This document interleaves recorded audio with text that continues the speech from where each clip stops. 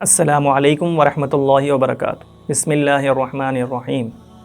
محترم ناظرین، کچھ غلط فہمیوں کی بنیاد پر، کچھ کم علمی کی بنیاد پر، کچھ الحاد و دہریت سے متاثر لوگوں کے نظریات سے متاثر ہو کر، یعنی ایتھیزم کی بنیاد پر کئی اعتراضات اسلام پر اور پیغمبر اسلام پر کیے گئے۔ ان میں سے ایک مشہور اعتراض ہے جو لوگوں میں پھیلانے کی کوشش کی جا رہی ہے۔ اس میں سے ایک اہم اعتراض یہ ہے کہ اسلام کو پیغمبر اسلام نے شمشیر تلوار کے زور سے پھیلایا ہے۔ یہ ایک بہت اہم سوال بن چکا ہے، پہلے بھی کیا جاتا تھا، دہرایا جا رہا ہے۔ اس سوال کے، اس اعتراض کو ہم 4 سے 5 پوائنٹس میں آج کے اس ویڈیو میں ڈسکس کرنا چاہتے ہیں۔ سب سے پہلی بات تو یہ ہے کہ کیا اسلام زبردستی کسی کو اپنے مذہب میں داخل کرنے کی اجازت دیتا ہے؟ کیا تلوار کے زور پر یا کسی بھی اعتبار سے کسی کو زبردستی اسلام میں داخل کیا جا سکتا ہے؟ قرآن مجید کہتا ہے لا اکراہ فی الدین قد تبین الرشد من الغی، کہ دین میں یعنی اسلام قبول کرنے میں کوئی زور زبردستی نہیں ہے۔ حق اور باطل بالکل واضح ہو چکا، بالکل کلیئر ہو چکا۔ اب جس کو حق اور صحیح بات کو اختیار کرنا ہے وہ صحیح بات کو اختیار کرے، جس کو غلط راستے پر باطل کی طرف جانا ہے وہ اس طرف جا سکتا ہے۔ جب یہ بات واضح ہو چکی تو پھر اسی بنیاد پر کسی پیغمبر کے لیے یا پیغمبر اسلام کے فالوور کے لیے، ان کے خلیفہ کے لیے، ان کے ماننے والوں پر یہ ذمہ داری نہیں ہے کہ وہ کسی کو زبردستی اپنے مذہب میں یا اسلام میں داخل کریں۔ اللہ تبارک و تعالیٰ ان کی ذمہ داری بتلاتے ہوئے کہتے ہیں انما انت مذکر لست علیہم بمسیطر، یقیناً آپ صرف ایک نصیحت کرنے والے ہیں، آپ ان پر مسلط نہیں ہیں، داروغہ نہیں ہیں کہ پکڑ کر زبردستی ان کو اسلام کے اندر داخل کرائیں۔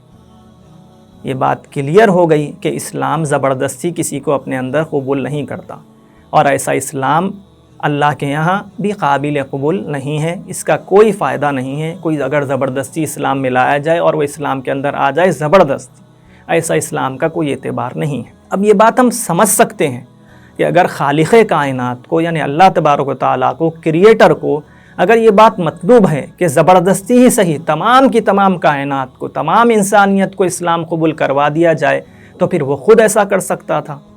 اللہ تعالیٰ خود کہتا ہے اللہ یشاء اللہ لہدی الناس جمیعا، اگر اللہ چاہتا تو تمام کی تمام انسانیت کو ہدایت دے دیتا۔ پتہ چلا کہ اللہ سب کے سب کو، انسانیت کو یعنی تمام انسانیت کو ہدایت دینا نہیں چاہتا، لیکن اللہ تبارک و تعالیٰ نے حق اور باطل کو، صحیح اور غلط کو بالکل کلیئر کر دیا۔ ہر انسان کے اختیار میں ہے کہ وہ اچھائی کو اختیار کر سکتا ہے اور برائی کو چھوڑ سکتا ہے، اور اسی کے ذریعے سے یہ دنیا کا رنگ و بو ہے اور دنیا قائم ہے۔ دنیا قائم ہی اس لیے کی گئی کہ اس کے اندر امتحان لیا جائے کون اچھائی کو اختیار کرتا ہے اور کون برائی کو اختیار کرتا ہے۔ یہ بات کلیئر ہو گئی کہ اسلام زور زبردستی کو قبول نہیں کرتا، کسی کو زبردستی اسلام کے اندر داخل نہیں کیا جا سکتا، یہ ناجائز ہے، صحیح نہیں۔ اب ایک سوال کا جواب آپ کو مل گیا۔ دوسرا سوال یہ ہے کہ کیا نبی کریم صلی اللہ علیہ وسلم کی زندگی میں ایسے کوئی موقع آیا، ایسا کوئی چانس آیا کہ آپ زبردستی کسی قوم قبیلے کو اسلام کے اندر داخل کرا سکتے تھے؟ چانس چاہے ڈائریکٹلی ہو یا انڈائریکٹلی ہو، یعنی ڈائریکٹلی نہیں صحیح کہ بولو چلو اسلام قبول کر لو، ایسا کسی کو کہا گیا، یا انڈائریکٹلی یعنی معاشی طور پر بائیکاٹ کر کے یا کسی بھی اعتبار سے اس کو مجبور ایسا کیا گیا کہ وہ اسلام لانے پر مجبور ہو جائے، کیا ایسے حالات پیش آئے؟ اور اگر ایسے حالات پیش آئے تو آپ صلی اللہ علیہ وسلم کا کیا رد عمل تھا، کیا ری ایکشن تھا؟ محترم ناظرین، جنگ بدر ایسے کئی موقع آئے، پہلے تو کہنا چاہیں گے کہ ایسے کئی موقع آئے کہ آپ ڈائریکٹلی نہ صحیح انڈائریکٹلی کسی پر اسلام کے لیے فورس کر سکتے تھے، لیکن آپ نے ایسا نہیں کیا۔ جنگ بدر ایک مشہور واقعہ ہے، مسلمانوں نے شاندار انداز میں اس میں فتح حاصل کی۔ جنگ بدر میں 70 کفار مکہ قید ہو کر آئے۔ اب وہ جنگ میں قید ہو کر آئے تھے، جنگی قیدی تھے۔ آپ یہ کہہ سکتے تھے ان سے کہ اگر تمہیں اپنی جان بخشی چاہیے تو اسلام قبول کر لو، جان بخش دی جائے گی، لیکن آپ صلی اللہ علیہ وسلم نے ان سے حسن سلوک کا معاملہ فرمایا۔ جو مالدار تھے ان سے جزیہ لیا گیا، اور جو بالکل نادار تھے ان کو ویسے ہی آزاد کر دیا گیا۔ حالانکہ چاہیے یہ تھا کہ آپ ان کو قتل کرتے یا پھر اسلام قبول کرنے پر مجبور کرتے۔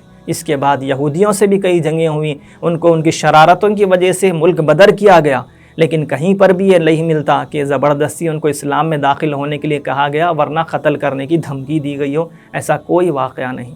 کفار مکہ سے کئی جنگیں ہوئیں، آخر میں فتح مکہ کے موقع پر جب کہ وہ بالکل خالی ہو چکے تھے، مجبور اور مقہور ہو چکے تھے کہ وہ ان کے الائنس جو تھے، ان کے حلیف جو تھے وہ بھی ان سے کٹ چکے تھے، تو وہ بالکل ایک خالی ہاتھ ہو چکے تھے۔ اب وہاں پر اللہ کے نبی صلی اللہ علیہ وسلم مکہ کے اندر داخل ہوتے ہیں، تو آپ یہ کہہ سکتے تھے کہ ایسی صورت میں اب تمہاری جان بخشی ہوگی کہ تم اسلام میں داخل ہو جاؤ، لیکن وہاں پر اللہ کے نبی فرماتے ہیں کہ میں وہی کہوں گا جو یوسف علیہ السلام نے اپنے بھائیوں سے کہا تھا، لا تثریب علیکم اليوم یغفر اللہ لکم وہو ارحم الراحمین، آج تم پر کوئی پکڑ نہیں ہے، اللہ تبارک و تعالیٰ بہت بڑا مہربان ہے، اللہ تمہاری مغفرت فرمائے۔ راوی کہتے ہیں فدخلوا فخرجوا کانما نشروا من القبور فدخلوا فی الاسلام، اگر کسی لوگوں کو کسی جگہ پر قید کر دیا گیا ہو، پھر ایک دم ان کے آزادی کا پروانہ ملے تو کس طرح وہ لوگ باہر نکلتے ہیں، دوڑ کر، کود کر۔ ایس راوی کہتے ہیں کہ اس طرح وہ لوگ کفر سے نکل کر اسلام میں داخل ہوئے جیسے خبروں سے مردے نکلتے ہیں، یعنی جیسے بند جگہ سے لوگ نکل کر بھاگتے ہیں، ویسا وہ بھاگ کر کفر سے نکلے اور اسلام کے اندر ایک بہت بڑی تعداد مسلمانوں میں شامل ہو گئی۔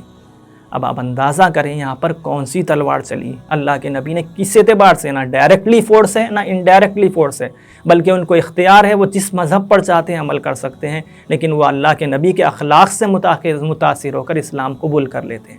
یہ تو قوموں اور قبیلوں کی حیثیت سے فورس نہ ہونے کی، زبر نہ کیے جانے کی مثالیں ہوئیں۔ اب کیا انفرادی مثالیں بھی ایسی ہیں کہ اللہ کے نبی کو موقع تھا، اسلام کو موقع تھا کہ وہ زبردستی کسی کو اسلام میں داخل کر سکتا، تو ایسی بھی کئی مثالیں ہیں۔ بنی حنیفہ کے ایک سردار ہیں تمامہ بن عطال، یہ مسلمانوں کے خلاف ایک جنگ میں شریک ہوتے ہیں، مسلمانوں کو فتح حاصل ہوتی ہے، یہ بھی قید ہو کر مدینہ منورہ لائے جاتے ہیں، مسجد نبوی سے ان کے پلر سے ان کو باندھ دیا جاتا ہے، وہ بندھے ہوئے ہوتے ہیں، 2-3 دن اسی طرح گزرتے ہیں، مسلمانوں کے معاملات کو، ان کے حالات کو دیکھتے ہیں، 3 دن کے بعد ان کو آزاد کر دیا جاتا ہے۔ اب ان کا یہ اختیار ہے، وہ چاہے اپنے مذہب پر رہیں، اپنے وطن کو واپس جائیں، جو چاہے کریں، وہ جہاں چاہے جا سکتے تھے۔ وہ باہر نکلتے ہیں مسجد نبوی کے، پلٹ کر آتے ہیں، پھر اللہ کے نبی کے دربار میں حاضر ہو کر اسلام قبول کر لیتے ہیں۔ کون سا جبر ہے، کون سی تلوار یہ انہوں نے پر کہ زبردستی سے انہوں نے اسلام میں وہ داخل ہوئے ہیں۔ وہ خود کہتے ہیں یا رسول اللہ، آج سے پہلے آپ سے زیادہ ناپسندیدہ شخص کوئی نہیں تھا میرے نزدیک، اور آج سب سے زیادہ پسندیدہ شخص آپ ہی ہیں۔ آج سے پہلے کوئی شہر مدینہ منورہ سے زیادہ میرے نزدیک ناپسندیدہ نہیں تھا، اور آج سے مدینہ منورہ ہی میرے نزدیک سب سے زیادہ پسندیدہ شہر ہے، اور آج سے پہلے مذہب اسلام سے زیادہ کوئی ناپسندیدہ مذہب میرے نزدیک نہیں تھا، اور آج سے مذہب اسلامی میرے نزدیک سب سے زیادہ پسندیدہ ہے۔ سوچ سکتے ہیں کہ کون سی تلوار نے یہاں پر کام کیا ہے۔ اسی طرح ایک موقع پر نبی کریم صلی اللہ علیہ وسلم ایک جنگ کے موقع سے ایک درخت کے نیچے آرام فرما رہے تھے، آپ کی تلوار درخت پر لٹکی ہوئی تھی۔ ایک چھپ چھپاتے ایک اعرابی وہاں پر آتا ہے اور تلوار نکال کر کہتا ہے کہ کیا تم مجھ سے ڈرتے ہو؟ اللہ کے نبی بیدار ہو جاتے ہیں اور کہتے ہیں کہ نہیں۔ پھر کہتا ہے اچھا من یمنعک منی، کون اب تجھ کو مجھ سے بچائے گا؟ اللہ کے نبی فرماتے ہیں اللہ کے نام کی ہیبت سنتے ہی اس کے ہاتھ سے تلوار نیچے گر جاتی ہے۔ اللہ کے نبی فرماتے ہیں اب کون تجھے مجھ سے بچائے گا؟ وہ بھی معافی تلافی ہوتی ہے۔ اب یہاں پر اللہ کے نبی صلی اللہ علیہ وسلم چونکہ اس نے اقدام قتل کیا تھا، وہ قتل کرنے کے ارادے سے آیا تھا یا کوشش کر رہا تھا، تو اس کو بدلے میں قتل کر سکتے تھے یا کہہ سکتے تھے کہ اگر تجھے اپنی جان بچانا ہے تو اسلام میں داخل ہو جا، لیکن معاف کر دیتے ہیں۔ وہ واپس جاتا ہے اپنے قبیلے میں اور یہ تمام واقعہ سناتا ہے، پھر اسلام قبول کرتا ہے۔ پتہ چلا کہ اللہ کے نبی صلی اللہ علیہ وسلم نے کبھی کسی کے ساتھ زور زبردستی اسلام میں داخل کرنے کے لیے نہیں کی، نہ ہی ڈائریکٹلی کی اور نہ ہی انڈائریکٹلی کی۔ محترم ناظرین، یہ تو بات تاریخی اسلامی کی اعتبار سے ہو گئی۔ بعد کے لوگوں نے، انگریزی مورخین نے، تاریخ داں حضرات نے بھی کئی جگہوں پر اس بات کو کلیئر کیا ہے، ہندی مورخین نے بھی کئی جگہوں پر اس بات کو کلیئر کیا ہے۔ 19ویں صدی کے ایک مشہور سوامی جی ہیں، سوامی لکشمی شنکر اچاریہ، یہ اپنی کتاب، ان کی کتاب ہے اسلام آتنکوادیہ آدرش، یہ ہندی میں کتاب ہے۔ اس کے اندر وہ تمام اسلام کی ابتدائی تاریخ کو، ان کے حالات کو ذکر کرنے کے بعد کہتے ہیں کہ جب کفار کے ظلم و ستم کا پانی سر سے اونچا ہو گیا، اصل میں پوائنٹ یہاں پر جو نوٹ ہمیں کرنا ہے وہ یہ ہے کہ پھر کیا وجہ ہوئی جب کسی پر زور زبردستی نہیں کی جاتی تھی تو اللہ کے نبی کو یعنی آخری نبی کو جنگ کیوں کرنا پڑی؟ سوامی جی اس کا جواب دیتے ہیں کہ جب کفار کے ظلم و ستم کا پانی سر سے اوپر ہو گیا تو اپنی اور مسلمانوں کی حفاظت سے زیادہ حق کی حفاظت کے لیے محمد کو صلی اللہ علیہ وسلم کو جنگ لڑنا پڑا۔ انہی حالات میں حق کی حفاظت کے لیے، یہاں پر یہ بات بھی ہمیں پوائنٹ کرنے کے تعلق رکھتی، اس سے پہلے کوئی جنگ کی آیتیں یا لڑنے کی آیتیں نہیں آئی تھیں، حق کی حفاظت کے لیے تلوار اٹھانے کی اجازت نہیں تھی۔ یہاں پر وہ آیتیں آتی ہیں اور وہ کہتے ہیں کہ انہی حالات میں حق کی حفاظت کے لیے جنگ کی آیتیں اور باطل پرست قوتوں کو سزا دینے والی آیتیں نازل ہوئیں۔ تو پیغمبر اسلام سے لڑی گئی جنگ جو بظاہر آفینسو کہیں پر نظر آتی ہو، یعنی اقدامی نظر آتی ہو، وہ بھی حقیقت کے اعتبار سے آفینسو نہیں، ڈیفینسو یعنی دفاعی تھیں۔ اور آگے کہتے ہیں کیونکہ ظالموں کے ساتھ ایسا سلوک کیے بغیر امن کا قیام نہیں ہو سکتا۔ کئی باتیں ہم نے اس سوامی جی کی گفتگو سے سمجھی کہ اللہ کے نبی صلی اللہ علیہ وسلم کو جنگ کب کرنا پڑی، جنگ کا مقصد کیا تھا، اور پھر جنگ وغیرہ کی جو آیتیں قرآن مجید میں آئی ہیں وہ کب آئیں اور کس لیے آئیں، پھر اخیر میں مجبور ہو کر جو جنگ لڑی گئی وہ بھی کس بنا پر لڑی گئی، یہ تمام باتیں ہمیں یہاں سے کلیئر ہوتی ہیں۔ لیکن اب اس بات کو، سوامی جی کی بات تو آپ کے سامنے آ گئی، اس بات کو مزید اگر کلیئر کرنا چاہیں تو اس کو بھی مثال سے لا سکتے ہیں کہ کیسا جنگ بظاہر اقدامی بھی نظر آئے تو وہاں پر اقدامی نہیں ہے، دفاعی ہے حقیقت کے اعتبار سے۔ تو اب ایک پہلی جنگ کو ہم لیتے ہیں، جنگ بدر کا موقع ہے۔ جنگ بدر کے کیا پس منظر تھا، کیا حالات تھے؟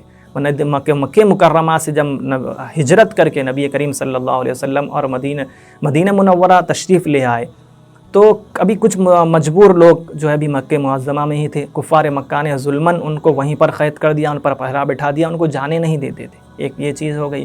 دوسرا، ایک تو ان کو یہ بات ہضم ہی نہیں ہوتی تھی کہ مسلمان وہاں جا کر پھلیں پھولیں، تو ان لوگوں نے اور ایک کوشش یہ کی کہ یہود جو مدینے کے اندر رہتے تھے ان کو خط لکھ کر یہ ڈرانے لگے کہ تم نے ہمارے بھاگے ہوئے مجرموں کو پناہ دی ہے، اگر تم انہیں واپس ہمارے پاس نہیں بھیجو گے تو ہم تمہارے شہر پر حملہ کر دیں گے۔ یہ دو باتیں ہو گئی۔ اس کے ساتھ ساتھ تیسری بات جو عام تھی وہ یہ تھی کہ عالم عرب کو تمام کو اس بات کی اجازت تھی کہ وہ چاہے کسی بھی اعتبار سے ہوں، انہیں خانہ کعبہ میں حاضر ہو کر اپنی عبادت کرنے کا اور حج ادا کرنے کی اجازت تھی۔ مسلمانوں سے یہ اجازت بھی چھین لی گئی، وہ حج کے لیے یا خانہ کعبہ کے طواف و عبادت کے لیے حاضر نہیں ہو سکتے تھے، ان کو جان کا خطرہ تھا۔ جو ان کا یہ زبردستی تھی، جو ان کا یہ ظلم و ستم کا، وہ اپنی جگہ رہ سکتے تھے، مسلمان اپنی جگہ رہ سکتے تھے، لیکن ان کو یہ چیز برداشت نہیں تھی۔ کفار مکہ تلوار کے دھنی تھے، ان کو ہر چیز تلوار ہی سے سمجھ میں آتی تھی، صلح صفائی کمپرمائز ان کی ڈکشنری میں تھا ہی نہیں۔ جب یہ بات کلیئر ہوئی تو نبی کریم صلی اللہ علیہ وسلم نے ان کو صلح پر آمادہ کرنے کے لیے مسلمان، جب ان کے جو تجارتی قافلے ہوتے تھے جو شام وغیرہ سے آتے ہوئے مدینہ منورہ کے قریب سے گزرتے تھے، تو اللہ کے نبی صلی اللہ علیہ وسلم اپنی طرف سے کبھی 2 کبھی 4 کبھی 10-12 آدمی کو بھیجتے تھے تاکہ وہ ان کے تجارتی قافلوں کو ڈرائیں اور وہ مجبور ہو کر تجارت کی وجہ سے صلح کر لیں۔ ایک مرتبہ ایسا ہوا کہ مسلمانوں کا ایک دستہ ان کے قافلے سے ان کی انبن ہوئی، تو انبن اتنی بڑی کہ ان کے جو سامنے کے 3 آدمی تھے اس میں سے ایک آدمی مر گیا، قتل ہو گیا۔ مسلمان ان 2 کو قید کر کے اور مال غنیمت کو لے کر مدینہ منورہ حاضر ہوئے۔ اللہ کے نبی صلی اللہ علیہ وسلم نے دیکھتے ہی اظہار ناراضگی فرمایا کہ کہا کہ میں نے کب تمہیں جنگ کی اجازت دی تھی، تم نے تو جنگ کی آگ ہی بھڑکا دی۔ اس زمانے کے دستور کے حساب سے آپ صلی اللہ علیہ وسلم نے ان قیدیوں کو بھی اور مال غنیمت کو بھی مکہ معظمہ واپس روانہ کر دیا۔ اب یہ چیز پہلے سے ہی کفار مکہ طاق میں تھے کہ ان کو کسی نہ کسی طرح مسلمانوں کو ختم کرنا ہے، ان کے ساتھ ان کے بڑھتے ہوئے پاور کو ختم کرنا ہے۔ یہ چیز ان کے لیے، یہ چنگاری ان کے لیے آگ کا کام کر گئی۔ ان لوگوں نے اس کو بنیاد بنا کر اور آگے بڑھا دی۔ حالانکہ اس سے پہلے کئی مرتبہ کفار مکہ مسلمانوں کے مدینہ منورہ کے آس پاس میں حملہ کر کے مسلمانوں کے چراگاہوں میں تکلیفیں پہنچاتے تھے، ان پر شبخون مارا کرتے تھے، لیکن اب یہ بات برابر سرابر پر ختم ہو سکتی تھی، لیکن ان لوگوں نے یہ چیز، ان کے غصے نے ان کو جنگ بدر میں لے کر آئی۔ یہاں پر بھی کچھ دانشوران عرب نے مل کر مصالحت کی کوشش کی، لیکن ابو جہل جیسے فتنہ پرداز نے اس کو بھی ناکام بنا دیا، اور پھر جنگ ہوئی، فتح مسلمانوں کو حاصل ہوئی۔ اب ایک آدمی کے قتل کا بدلہ لینا تھا، اب کئی سورما جو کفار مکہ کے تھے وہ جنگ بدر میں کام آ گئے، قتل ہو گئے، تو اب ایک اور مزید جنگ بھڑک اٹھی، پھر وہ چیز ان کو جنگ احد میں لے کر آتی ہے یہ سلسلہ چلا، پھر وہ اور طاقت کے ساتھ جنگ احزاب میں آئے، وہاں پر بھی ان کو شکست کھانا پڑا، پھر اس کے بعد یہ جنگ ختم، یہ سلسلے ختم ہوتے ہیں فتح مکہ کے موقع سے۔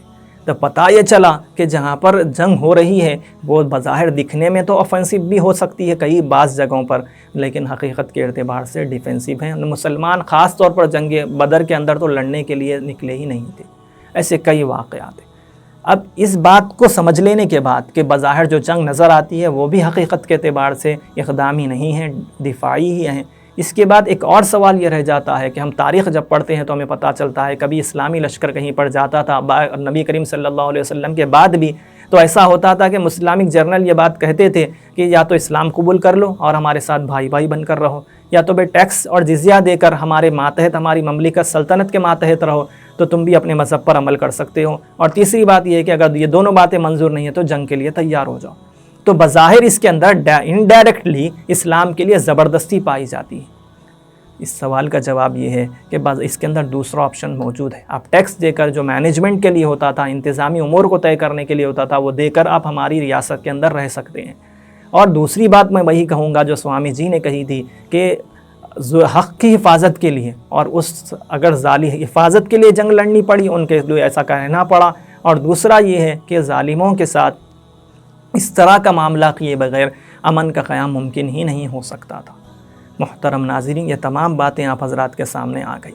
اس کے بعد کچھ انٹرسٹنگ اور امیزنگ فیکٹس آپ حضرات کے سامنے رکھنا چاہتا ہوں ایک تاریخ کا طالب علم ہونے کی حیثیت سے، کہ جس سے آپ یہ اندازہ کر سکتے ہیں کہ اسلام اگر زور زبردستی کرتا تو دنیا کا پھر نقشہ کیا ہوتا۔ عالم عرب، خطہ عرب ایک بہت بڑا علاقہ ہے، آج بھی 10 سے 15 ملین ایتھنک کرسچنس وہاں پر موجود ہیں، یعنی نسل در نسل جو عیسائی ہوتے آ رہے ہیں وہ بھی 10 سے 15 ملین وہاں پر موجود ہیں۔ 1400 سال سے زائد کی مسلمانوں کی حکومت ہے۔ اگر مسلمان زور زبردستی کرتے تو کیا ان کی کوانٹٹی ہونی چاہیے تھی۔ اسی طریقے کی مثال ہمارے ملک انڈیا کی ہے کہ 800 سال سے زیادہ یہاں پر مسلسل مسلمانوں کی حکومت رہی ہے، لیکن آج بھی 80% غیر مسلم آبادی۔ اور ایک مثال لیجیے انڈونیشیا، جو کہ سب سے زیادہ مسلمان آبادی والا ملک ہے، وہاں پر ایسی کون سی اسلامک جرنل نے فوج لے کر پہنچے تھے کہ ان کو زبردستی اسلام کے اندر داخل کرائیں، سوائے اس کے کہ مسلمان تاجرین کے اخلاق کا کریکٹر سے متاثر ہو کر لوگوں نے اسلام قبول کیا۔ اور آگے بڑھیے، آج کے دور میں آ جائیے، گوگل ایک مشہور سرچ انجن ہے، آپ سرچ کیجئے which is the most fast growing religion in the world, جواب ملے گا آپ کو اسلام۔ اسی طرح آپ سرچ کیجئے which is the most fast growing religion in India, آپ کو جواب ملے گا اسلام۔ اب آپ یہ بھی سوچئے کہ کون سی جنگ چل رہی ہے، کون سی تلوار کام کر رہی ہے، اور کون سا جو ہے ہتھیار کام کر رہا ہے کہ لوگ اسلام کی طرف اتنے اٹریکٹیو ہیں اور خوب اسلام قبول کر رہے ہیں۔ اور ایک بات میں یہاں پر یہ بھی کہنا چاہوں گا، لوگ یہ بھی کہتے ہیں کہ عورتوں پر زبردستی اسلام میں کی جاتی ہے اور اسلامی عورتیں اسلام سے متنفر ہوتی ہیں، ان کو قید کر کے رکھا جاتا ہے۔ تو اگر یہ بات جان کر آپ کو تعجب ہوگا کہ جو لوگ اسلام قبول کر رہے ہیں اس میں زیادہ کوانٹٹی عورتوں کی ہی ہے، 65% عورتیں ہیں، 35% مرد ہیں۔ تو اگر اسلام غیر محفوظ ہوتا یا اسلام عورتوں پر زبردستی کرتا تو دیگر مذاہب سے نکل کر لوگ مسلمان عورتیں اسلام میں داخل نہیں ہوتی۔ یہ کچھ فیکٹس آپ حضرات کے سامنے آئے۔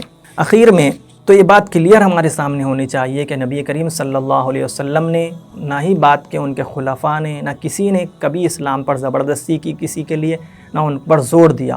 اسلام جو پھیلا ہے وہ اپنے یقینی محفوظ ڈاٹا نبی کریم صلی اللہ علیہ وسلم کی مبارک زندگی اور آپ کی تعلیمات کی پیورٹی اور آپ صلی اللہ علیہ وسلم کے اخلاق اور کیریکٹر سے اور مسلمانوں کے اخلاق اور کردار کی عمدگی ہی سے پھیلا ہے اور پھیلے گا۔ اللہ تبارک و تعالیٰ ہمیں صحیح سمجھنے اور عمل کرنے کی توفیق عطا فرمائے۔ اخیر میں درخواست یہ ہے کہ ویڈیو کو لائک کریں، شیئر کریں اور ہمارے چینل زاد مسلم کو سبسکرائب کریں۔ کسی اور ٹاپک پر کوئی اور ویڈیو بننی چاہیے تو کمنٹ سیکشن میں کمنٹس کر کے ضرور بتلائیں۔ جزاکم اللہ خیر۔